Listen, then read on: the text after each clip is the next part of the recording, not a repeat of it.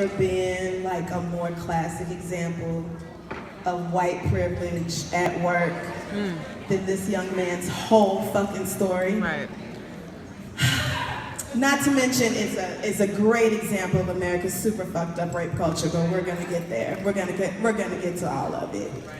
So Brock Turner is a 20-year-old person who was a freshman at Stanford University on a swimming scholarship when he went to a party, I think, at the Kappa Alpha House, and under whatever circumstances, made contact with a young woman they're both inebriated. He drugged her outside or led her outside. She was unresponsive, unconscious,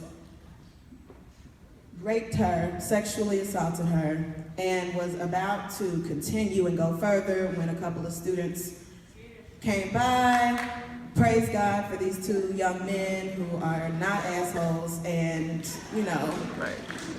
So anyway, they interrupted what was going on, and Brock tried to run away, which I think is very interesting. Again, we're gonna get there. Tried to run away, they kept him, called the police, etc. So this goes to trial, and what is actually surprising about this is that the white boy was convicted on as many counts as he was. Not the more serious rape charges, but a total of 3 felony counts. And I think the prosecutors were looking for 6 years. Maximum sentence was like 14. Somehow, 20-year-old Brock Turner ended up with a 6-month sentence. And it's looking like he's only gonna serve 3 or 4 of those months at the max. So probably, not too much longer before he's totally out of jail altogether. And jail is where he is. He's not even in prison. He's in the local jail, like in protective custody on top of that.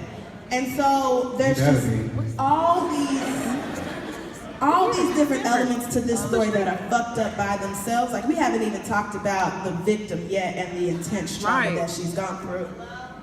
Which is what the whole fucking focus of the story should be about. Like, this should be about what the victim has had to endure and the fact that what this man did has changed her life and has affected her day-to-day schedule the way that it has. But instead, we have these shitheads who gave birth to him, further proving that we need to put white people through some sort of intensive before they are allowed to procreate. Because the shit that y'all are passing on to your children, the fact that your child has gotten to this point and did drugs and drank throughout high school, was arrested for underage drinking, and never really faced any consequences till now is a perfect example of how white privilege can get you through just about any goddamn thing. Yeah. So first, Brock's father releases a statement, and this is where you have to break out your very tiniest violins, okay? Because the white boy is in pain, you guys. Brock is really, really upset, you guys. He's not the smiling, happy boy that he used to be, you guys. He can't even grill his favorite steaks anymore. It's really tragic. Like, steak is his favorite food, and now he doesn't even want it. Are you being funny or No, I'm being 100% serious.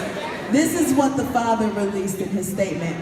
And then went on to say that his son doesn't deserve a prison sentence, should not go to jail because 20 minutes of action should not result in a 20-year punishment, something like those lines. So not only do you expect us to feel sorry for your son, the rapist, the convicted rapist, the felon who now has to register as a sex offender, not only do you want us to feel sorry for him over the woman that he traumatized, you mean to tell me that you think 20 minutes of activity is just so unimportant, like you can't do a whole bunch of fucked up shit in 20 minutes? Right. You know how many people you could kill in 20 minutes if you're really that fucking focused? You know how much damage you can do in 20 minutes if you really want to? It doesn't matter if it was 2 minutes of action, 20 minutes, 20 hours. The point is that he did something incomprehensible and completely unacceptable. And the last thing that his victim needed to see, and every other victim who has ever been in her shoes needed to see, was more people jumping to the defense of the man who has done something so terrible. We treat rape like there is no impact on the victim at all. Like you must just get up in the hospital and be like, oh my God, what? I was sexually assaulted? Oh my God, I was violated? Oh, okay. Well, I guess I'll just take a shower and go home, girl. Get up and go to work the next day like nothing happened. Like there's no trauma at all associated with going through something so fucking terrible. So his father was bad enough, but I hate to say I almost expected it, because if I expect anybody to perpetuate rape culture, it's men. And so if there's a male rapist in a story, I'm going to assume that his father backs him up on that almost every time. Either you support what he did, or you taught him to treat women in the way that led this to happen. It's one or the other. And you can be passive or active about it, but the point remains that your parenting choices or lack thereof helped shape this young man's decisions and why he is the way he is. So no, I'm not surprised that you have a fucked up daddy, but even white women tend to draw the line at rape, usually. Oh no, not Brock's mama. This bitch wrote a letter to the judge saying that her precious Brock will be damaged forever by this. He just used to be so outgoing, you guys. He just used to be so fun. He was precocious. And now it's just all gone. His mother is so distraught that she can't even continue to decorate her new house.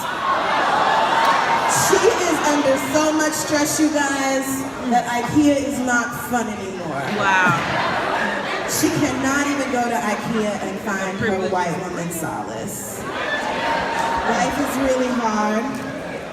His grandparents released a statement saying that Brock is the only person paying for multiple people's stupid actions. Yes.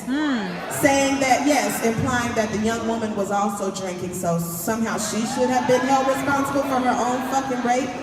Like, do y'all think about the shit that you're saying? He had some friend of his release a statement talking about, well, rapists are the guys who stalk a woman walking from the parking lot and then they kidnap her and rape her in the back of the car. Those are rapists. This isn't rape. Sweetheart, the fact that you don't see it doesn't make it any less so.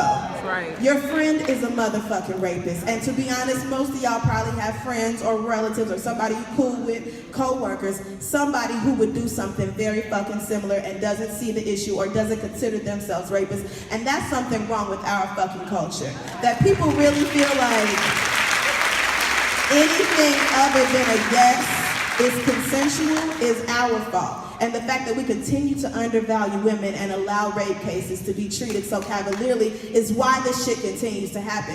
When you never see men punished for the shit they do, why would they feel like there's any reason to stop doing it? The judge himself said that Brock shouldn't go away to jail because it'll have a severe impact on him. No duh, motherfucker. No duh. That is the whole fucking point of jail. We want it to have a severe impact on this young white bitch. We want him to never rape anybody ever the fuck again. And if that means that he has to go sit his ass in prison, then so it be. Why are we offering excuses? Why are we pretending like there's layers of humanity to this person? Why are we acting like his personhood should be valued above anybody else's? Do y'all remember that Vanderbilt football player, Corey somebody, who raped a young woman? Extremely similar circumstances, but Corey was sentenced to 15 to 25 years with his black ass. And I'm sure he'll be serving at least 12 of them. So don't come to me like it's some athlete shit. It's not some athlete shit, it's some race shit. Now, I'm glad that of all things, at least he has been banned from USA Swimming, so he can never compete. And of course, you know, this is causing him a good deal of sorrow, you guys. So just think about that when you're making out your prayer list. Brock Turner can't compete in USA Swimming events, which includes the Olympic preliminaries, so he can never be on the Olympics. So there is at least one.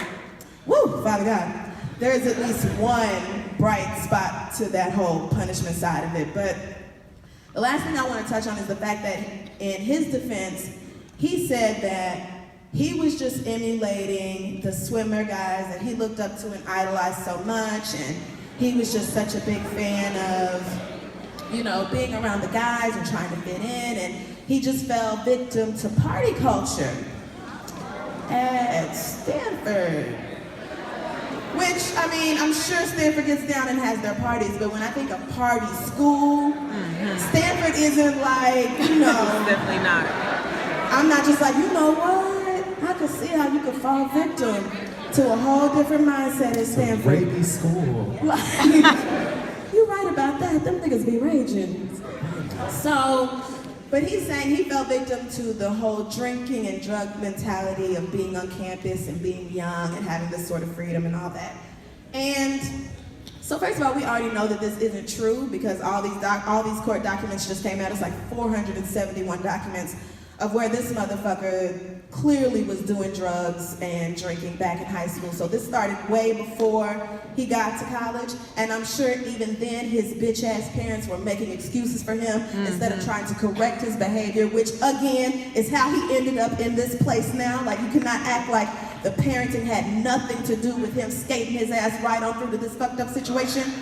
But furthermore, partying does not bring out the rapist in you. Right. It's already there. Do you know how many parties I've been to? It's already there. That's not what happens. Being around people, loud music playing, girls in party clothes, boys in party clothes, alcohol flowing, drugs everywhere, these do not compel you to rape. These are not things that cause you to rape. You are most likely the type of motherfucker who was going to rape anyway and just use drugs and alcohol as an easier way to do it. And even if drugs and alcohol did cause you to rape, they are not an excuse, and they do not make the actions that you performed while you were under their influence any motherfucking better. So once again, Brock Turner, I have to say, my guy, you fucked up here.